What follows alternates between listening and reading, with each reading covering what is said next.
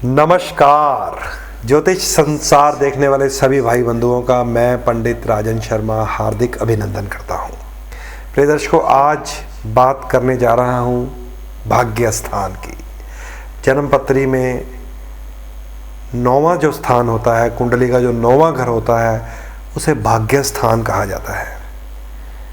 इस भाव की चर्चा मैं इसलिए करने जा रहा हूँ कि आप लोगों के बहुत सारे मैसेजेस मुझे मिलते हैं, या आप रूबरू जब मुझसे अगर मिलते हैं अपॉइंटमेंट लेकर, या फेसबुक के माध्यम से, या यूट्यूब में आपने मैसेज डाले होते हैं, या मेरा टेक्स्ट मैसेज आप फुल कर देते हैं कभी कभी अपने जिज्ञासाओं से, इतना प्यार है आपका। तो मुझे ऐसा प्रश्न मिलता है कि पंडित जी, मैं अच्छी फैमिली को बिलोंग करता हूँ, मेरे बाप दादा की जायदाद बहुत अच्छी है, मेरे पिताजी का रसूख बहुत है शहर में, मेरे भाइयों का बहुत नाम हो रहा है शहर में, बड़ा व्यापार चला रहे हैं, बड़ा आनंद मान रहे हैं, लेकिन मैं उस सुख की प्राप्ति नहीं कर पा रहा। हमारे घर में गाड़ियां हैं, लेकिन जब मैं चाबी मांगता हूं तो घर में लड़ाई हो जाती है। हमारी फैक्ट्रियां हैं बहुत अच्छी, जिस दिन से मैंने ज्वाइन किया है हमारे भाइयों में तकरार होनी शुरू हो गई। यानी कि बहुत सारे लोगों का ये सवाल है कि आसपास सारा कुछ है, गाड़ी है, अच्छा घर है, नौकर चाकर हैं, धन है, लेकिन जब हम उसमें कोई पार्ट प्ले करने जाते हैं, हम उस गाड़ी को हाथ लगाने जाते हैं, हम उस घर में अपना रोल पूछते हैं क्या, हम उस कारखाने में जाकर चाहे ड्यूटी ही करने जाएं अपने भाइयों के साथ, तो कलेश पड़ जाता है और ऐसा प्रेशर बनता है कि हम घर से बाहर निकल जाते हैं, स्ट्रगल करने लग जाते हैं, संघर्ष करते हैं, धक्के खाने लग जाते हैं। वहीं दूसरे परिवार के सदस्य, चाहे वो भाई बंधु हैं, चाहे वो चाचू हैं, चाहे वो ताऊ हैं, वो तरक्की कर रहे हैं, लेकिन मैं इतने बड़े घर का बच्चा होने के बाद भी कभी कहीं नौकरी कर रहा हूँ, कभी फॉरेन जा रहा हूँ, कभी ये कर रहा हूँ, कभी उस व्यापार में फेल हो गया, कभी उस व्यापार में फेल हो गया। मतलब ऐसे कई मुझे प्रश्न मिले हैं कि एक ही संभ्रांत परिवार में, बढ़िया फैमिली में जन्म लेने के बाद दूसरे लोग एंजॉय कर रहे हैं और पूछने वाला इंसान दर बदर धक्के खा रहा है। कारण किस्मत खराब, और क्या कारण 9वां घर देखिए अपने जन्मपत्री का। कुंडली का 9th हाउस त्रिकोण का अहम रोल होता है। त्रिकोण में हम पहला, 5वां और 9वां घर देखते हैं। पहला सुख मैंने आपको बताया था सेहत का है, निरोगी काया का है। पंचम सुख गृहस्थी का है, संतान का है, बच्चों का है, प्रेम का है, विद्या का है। और 9वां जो भाव है सबसे इंपॉर्टेंट है, भाग्य का है। किस्मत आपकी अच्छी होगी तो आप इन सब चीज़ों का एंजॉय कर सकेंगे। 9वां स्थान शुद्ध होना चाहिए, शुभ होना चाहिए, नवमेश ताकतवर होना चाहिए, उसके ऊपर कोई भी अशुभ प्रभाव नहीं होना चाहिए, कोई भी विरोधी ग्रह, शत्रु ग्रह का प्रभाव नहीं होना चाहिए, छाया ग्रह तो बिल्कुल नहीं होने चाहिए। राहु और केतु 9वें स्थान में बिल्कुल नहीं होने चाहिए। राहु और केतु 9वें स्थान के स्वामी के साथ भी नहीं होने चाहिए। ये सारे अशुभ योग हैं जो 9वें स्थान को दूषित कर देते हैं, किस्मत को ही दूषित कर देते हैं। जब हमारे 9वें स्थान में कोई शत्रु ग्रह आ गया 9वें भाव का, अब ये नुक्ते नोट कर लीजिए। मान लीजिए आपके 9वें भाव का स्वामी शुक्र है, अब शुक्र का शत्रु वहां पर आ गया, मंगल आ गया, गुरु आ गया, चंद्रमा भी आ गया। अगर याद रख लीजिए, जब ग्रहों को समझेंगे आपको पता चलेगा। हालांकि ये सौम्य ग्रह भी माने जाते हैं, लेकिन थ्योरी कहीं और है, अध्ययन कहीं और है। 9वें स्थान का स्वामी अगर आपका शुक्र है और वहां पर उसका शत्रु ग्रह आकर बैठ गया, तो समझ लीजिए 9वां भाव कुछ % दूषित हो गया। 9वें स्थान में अगर आपके देव और दैत्य ग्रह मिल गए, जैसे मंगल शनि मिल गए, गुरु शुक्र मिल गए, बुध मंगल मिल गए, चंद्र शनि मिल गए, चंद्र राहु मिल गए, राहु या केतु के साथ कोई ग्रह आ गया, तो समझ लीजिए 9वें स्थान में दोष बना हुआ है। उन दोषों के अलग अलग नाम हो सकते हैं। 9वें स्थान में शत्रु आ जाना, नवम स्थान में देव और दैत्य का मिलकर खराब युति बना लेना नवम स्थान को अशुभ कर देता है। मान लीजिए आपका नवम स्थान खाली पड़ा हुआ है, उसमें कोई ग्रह नहीं है, फिर भी आप परेशान हो रहे हैं, तब आपको इस सूरत में देखना है कि नवम स्थान का स्वामी किस भाव में चला गया। अगर वो छठे, आठवें, 12वें भाव में चला गया, जिसे त्रिक स्थान कहा जाता है। छठे भाव को कहा जाता है कर्जा लेना, शत्रु पैदा होना, बीमारियां पैदा होना। अष्टम भाव को कहा जाता है ऐसी अचनचेत मुसीबतें, मृत्यु तुल्य कष्ट पैदा हो जाते हैं। 12वें भाव को कहा जाता है स्थानांतरण, घर छोड़कर निकल जाओ भैया, विदेश चले जाओ, अपने घर की गाड़ियां, बंगले, बढ़िया बढ़िया चीज़ें छोड़कर आपको दूर जाना पड़ेगा। 12वां घर देश निकाला होता है असल में, जिसे आजकल हम कहते हैं ना फॉरेन की यात्रा। उसका मतलब होता है कि आपको माँ का सुख नहीं मिलेगा, आपको पिता की बनाई हुई जायदाद में से कुछ नहीं मिलने वाला। विदेश का योग है, वहीं जाओ, बाकी भाइयों को तो मिल सकता है, आपको नहीं मिलेगा अगर नवम भाव का स्वामी 12वें घर के साथ अटैच हो गया। यानी कि नवमेश अगर 6, 8, 12 में चला गया तो भी आपका भाग्य स्थान खराब है, चाहे भाग्य स्थान में कोई ग्रह ना हो। नवम भाव में अगर 6, 8, 12 के स्वामी आ गए तो भी आपका भाग्य स्थान खराब है।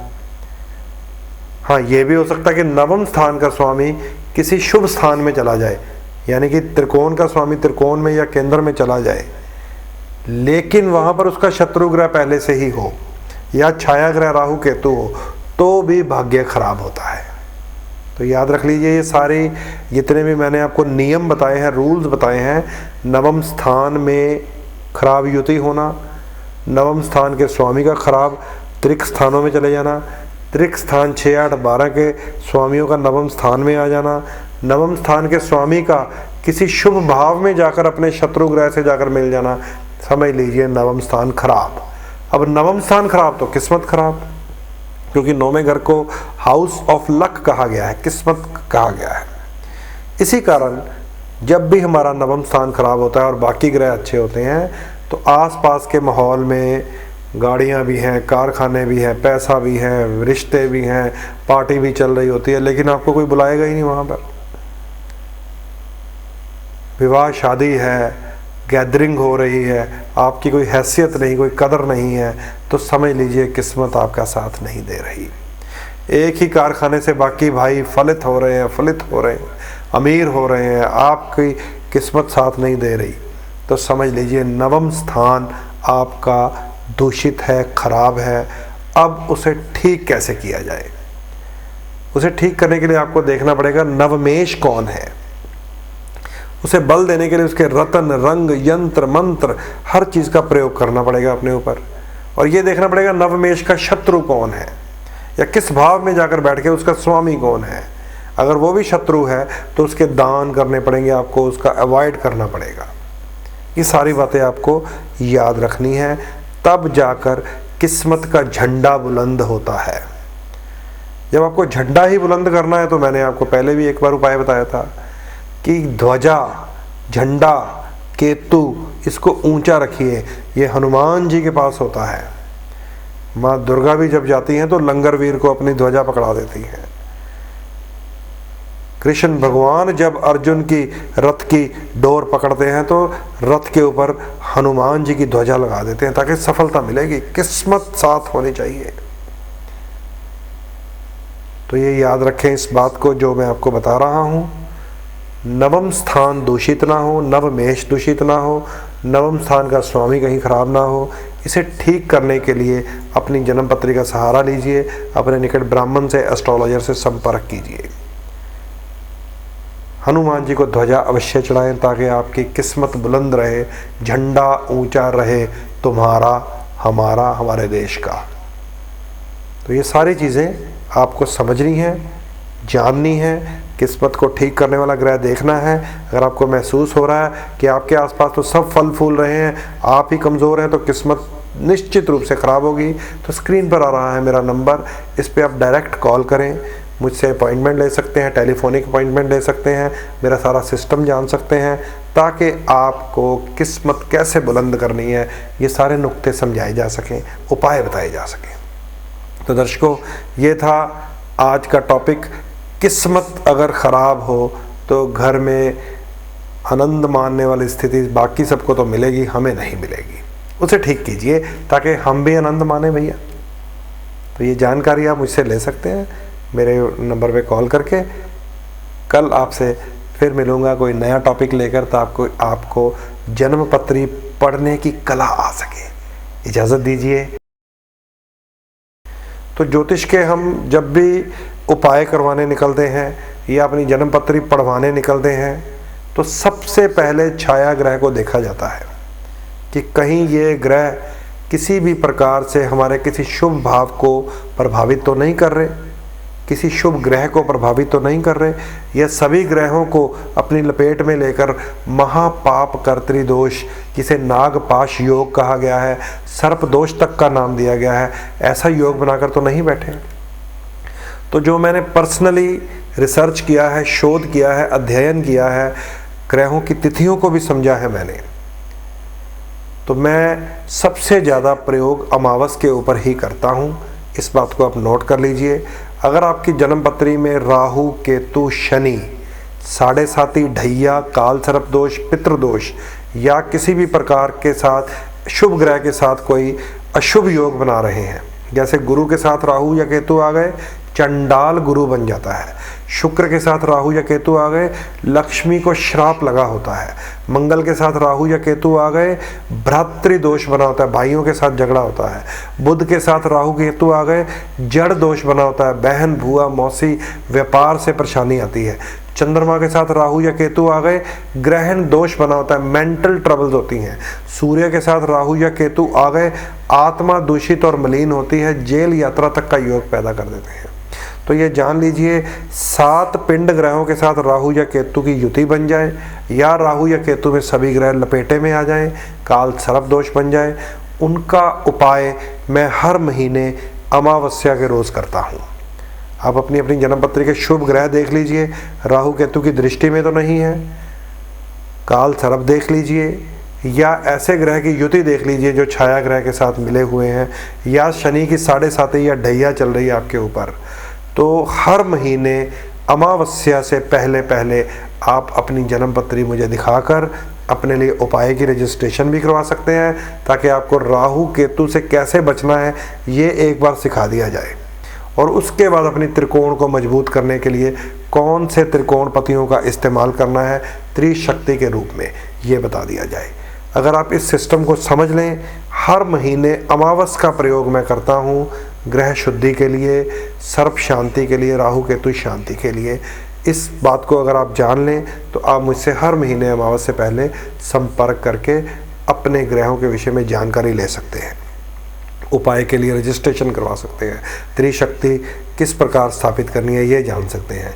इसके अलावा हर महीने संक्रांति के ऊपर जब सूर्य अपनी राशि परिवर्तन करते हैं तो एक छोटा सा उपाय निकलता है हर बार, तो उसे भी आप जानने के लिए हर संक्रांति से एक दिन पहले आप मुझसे मिल सकते हैं।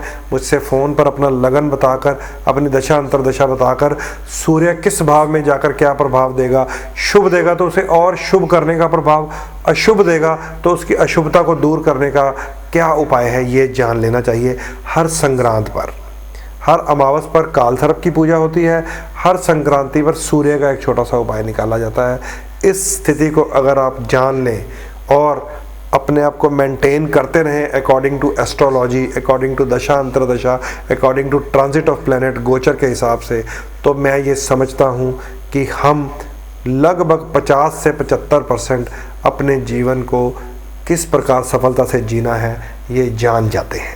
तो दर्शकों याद रख लीजिए, हर महीने अमावस पर मैं राहु केतु शनि काल सर्प दोष पितृदोष साढ़े साती और ढैया की शांति करवाता हूँ। इस शांति के लिए आप मुझसे संपर्क कर सकते हैं। स्क्रीन पर आपके पास मेरा नंबर है। कभी भी किसी भी प्रकार की जानकारी के लिए आप इस नंबर पे कॉल करके मेरे साथ अपॉइंटमेंट फिक्स कर सकते हैं। यही संदेश देता हुआ आपसे इजाज़त चाहता हूँ। नमस्कार।